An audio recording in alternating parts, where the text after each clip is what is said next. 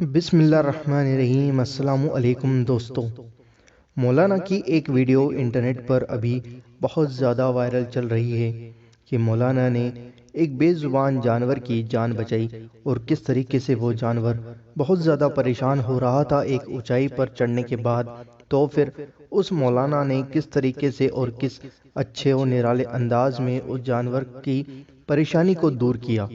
دوستو، یہی اسلام کا طریقہ ہے کہ دوسرے لوگوں کی پریشانیوں کو دور کریں۔ دوستو، ویڈیو دیکھیں۔